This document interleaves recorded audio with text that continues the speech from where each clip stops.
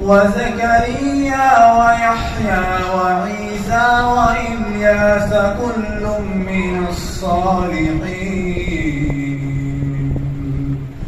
وإسماعيل واليسع ويونس ولوطا وكلا فضلنا على العالمين ومن آبائهم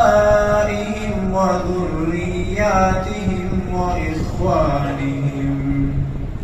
واجتبيناهم وهديناهم إلى صراط مستقيم ذلك هدى الله يهدي به من يشاء